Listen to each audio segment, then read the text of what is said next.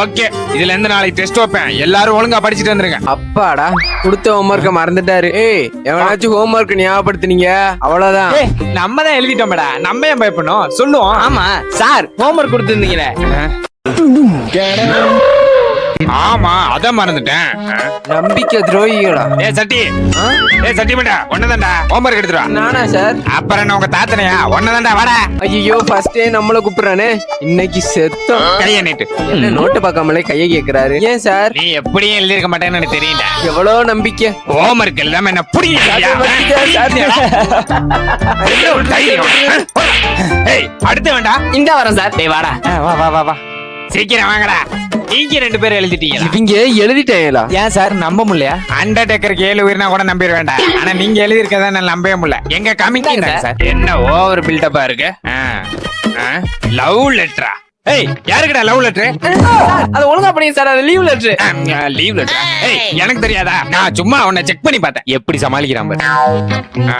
என்ன இன்னைக்கு இவ்வளவு ஆர்வமா இருக்கான்? என்ன இவனும் எழுதிட்டான்? மாட்டினீங்கடா. டேய், அது எப்பறம் 2 கையெழுத்து ஒரே மாதிரி இருக்கு?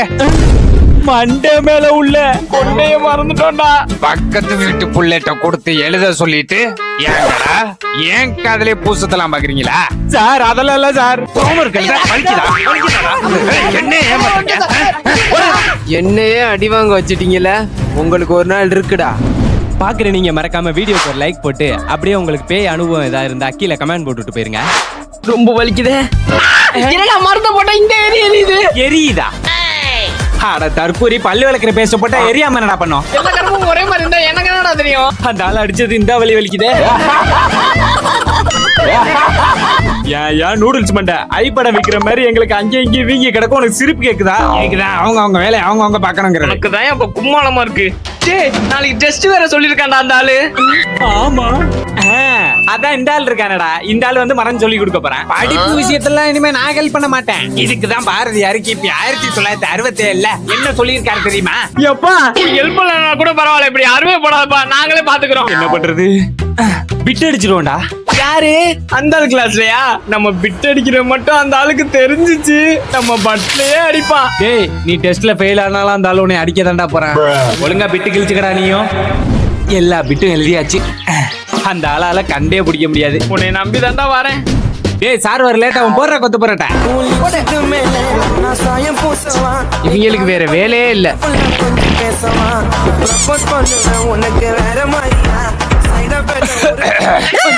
என்னடா இங்க சத்தம்? சாரு இந்த நாளுக்குள்ளே வந்தா. Good morning sir. ஏய், என்ன அப்படியே ஒரே இழுவாயிலத்தே கிளாஸ் முடிச்சிட்டு போலாம் பாக்குறீங்களா? எடே எல்லா டெஸ்ட்டுக்கு ரெடியாவே.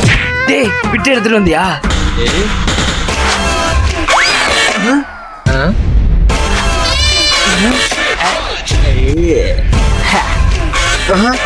அடுத்தது போதும். ஓகே.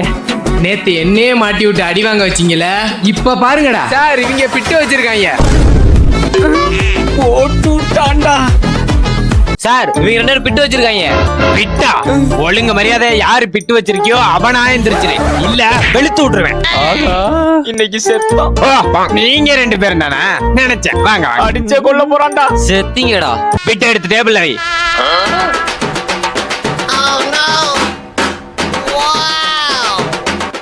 இது என்ன உடம்பா இல்ல திருப்பதி ஒண்டியலடா? எடுக்க வந்துகிட்டே இருக்கு. லாஸ்ட் ஒன்னு சார். என்ன இந்த குருவி கூட்டுக்குள்ள எத்தனை சொரிய வச்சிருக்கேன்? திரும்புங்க. வேணா சார். கிளாஸ்ல பிட்டு எடுத்து உனக்கு அவ்வளவு தெரியுமாடா? சார், உங்களுக்கு தனியா சொல்லணுமா? பிட்டு எடுத்துடா. ஏய், ஏன்டா சட்டையை கழற? உள்ளதான் சார் இருக்கு. உள்ளயா?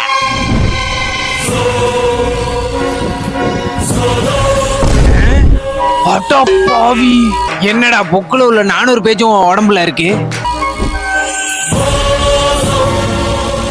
ஏண்டா முதுகுல உள்ளதுல எப்படா பார்த்து எழுதுவ? அது என் பின்பெஞ்சு ஸ்வேதாவுக்கு சார். பெரிய அசலிவரு ஸ்வேதா கம்பரா. உனக்கே ஒண்ணும் தெரியாது. யாராவது 5 ரூபா காசு இருந்தா கொடுங்கடா. 5 அலுப்பு மருந்து வாங்கி தேய்ச்சிக்கிட்டேன். இது கிளாஸால கோழி பண்ண அதுல. டேய், சிரிக்கிறியா? இங்க நல்லா சிரிச்சுக்க. ஸ்கூலை விட்டு மட்டும் வெளில வா.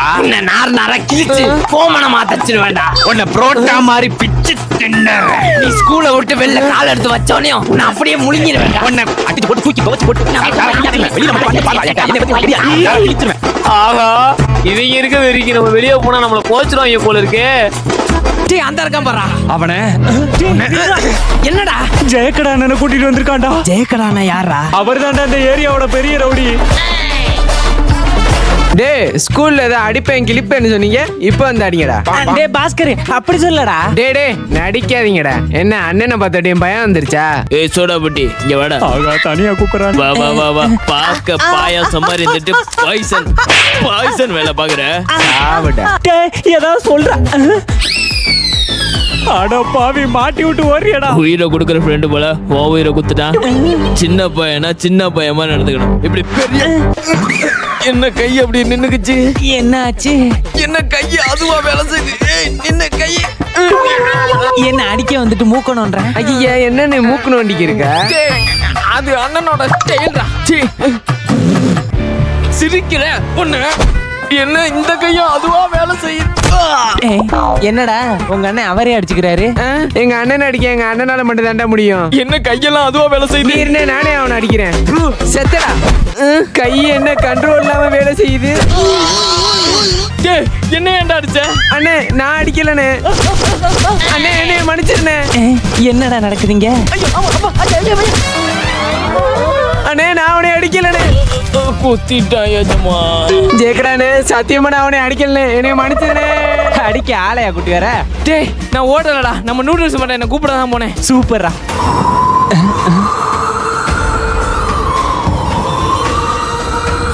நான் இங்க வந்ததுக்கான காரணத்தை சொல்ல வேண்டிய நேரம் வந்துருச்சு.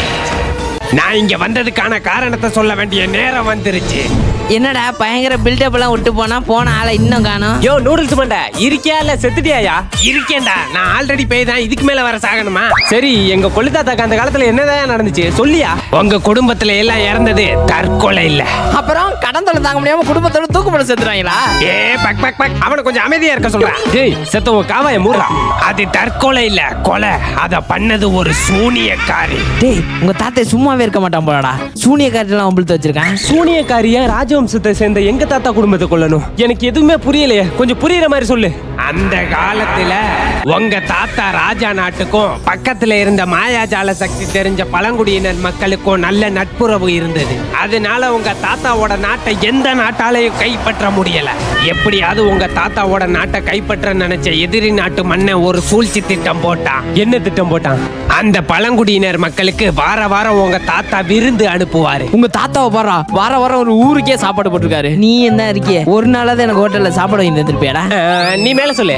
இத தெரிஞ்சுக்கிட்ட அந்த எதிரி நாட்டு மன்னன் ஒரு நாள் அந்த உணவுல விஷத்தை கலந்துட்டான். இத தெரியாம அந்த உணவுகளை சாப்பிட்ட அந்த பழங்குடியினர் மக்கள் எல்லாரும் இறந்துட்டாங்க.